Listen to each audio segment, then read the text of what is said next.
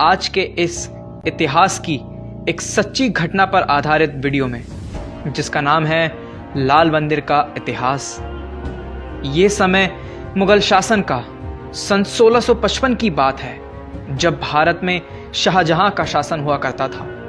उस समय किसी भी मंदिर को बनवाने की कल्पना तो दूर, किसी जैन प्रतिमा या मुनि के दर्शन भी दुर्लभ थे।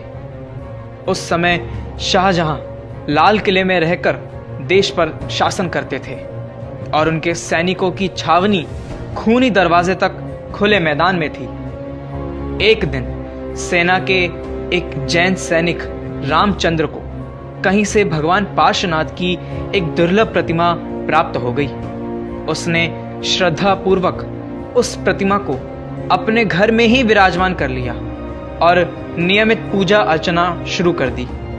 सेना के अन्य जैन सैनिक भी वहां आते और दर्शन करते थे।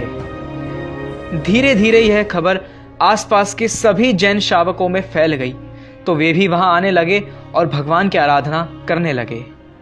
कुछ ही समय में वह जगह लश्करी मंदिर के नाम से प्रसिद्ध हो गई। शाहजहां एक क्रूर राजा था। उसने अनेक मंदिर ध्वस्त करवाए थे। ऐसा नहीं है कि उसे इस बात का पता नहीं था, लेकिन उसने अपने सैनिक के इस कार्य को नजरअंदाज कर दिया। सन 1658 शाहजहां को कैद करके उसी का बेटा औरंगजेब राजा बन गया। वह अत्यंत निर्दयी और कट्टरपंथी था। उसने अनेकानेक जैन मंदिर तोड़वाए, प्रतिमाओं को दिल्ली और आगरा के मस्जिदों की सीढ़ियों पर फिकवाया, उनका घोर अपमान करवाया, अनेकानेक हिंदुओं को मुसलमान बनाया। भला ऐसे निर्दयी जैन धर्म विरोधी औरंगजेब को लाल किले के लाहौर दरवाजे से स्पष्ट दिखाई देने वाला मंदिर कैसे सहन होता। लेकिन यह भी एक आश्चर्य था कि उसे इस बात की खबर ही न लगी। लश्करी मंदिर में प्रतिदिन शाम को अर्चना के समय कुछ देर के लिए एक नगाड़ा बजाया जाता था। ये प्रथा काफी समय से चली आ रही थी। अब तक इस नगाड़े की आवाज औरंगजेब के कानों तक नहीं पहुंची थी, लेकिन एक दिन उसे इसका शोर सुनाई दिया। औरंगजेब ने साथ ही में बैठे अपने वजीर से पूछा कि यह शोर कैसा है। वजीर को मालूम था कि यह जैन सैनिक के ही घर में बने मंदिर में बजने वाले नगाड़े का एक शोर है। वह भी अचंभित था कि आज तक इसका शोर नहीं सुनाई देता था, तो आज कैसे। तब उसने बादशाह को उत्तर दिया, आपके एक इशारे पर मर मिटने वाले सैनिकों के घर में शाम के समय थोड़ी देर के लिए एक नगाड़ा बजता है। औरंगजेब का क्रोध शांत हुआ। उसने आदेश दिया कि कल से यह शोर हमें ना सुनाई दे। यह आदेश सुनकर सभी जैनी भाई सहम गए और अगले दिन किसी में भी अर्चना के समय नगाड़ा बजाने की हिम्मत ना हुई, क्योंकि कोई भी औरंगजेब के गुस्से का शिकार नहीं होना चाहता था। तभी एक आश्चर्य हुआ।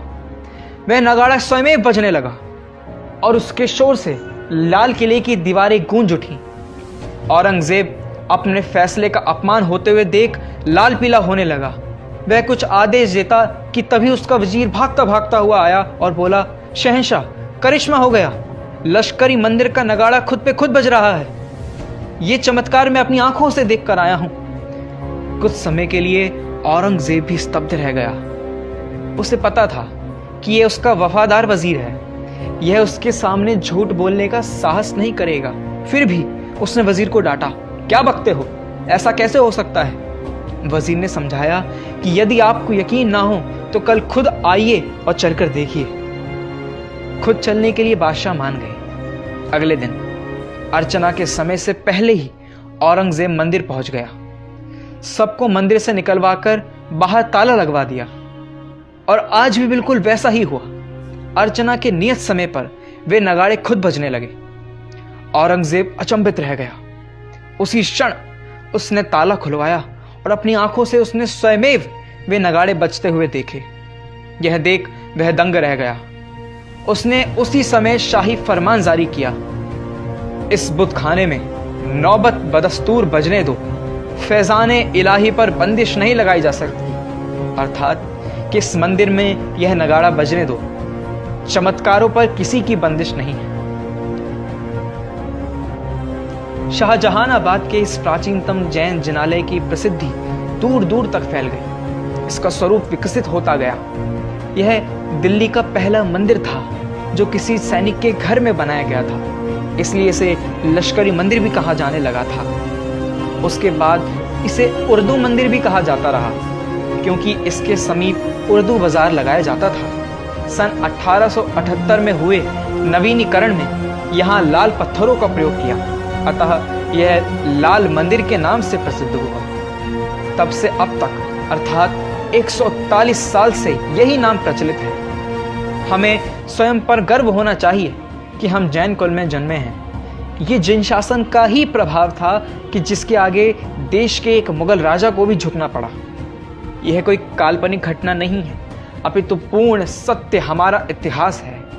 इसका जिक्र अंग्रेजी इतिहासकारों ने अपनी किताबों में भी किया है। वीडियो को देखने के लिए धन्यवाद।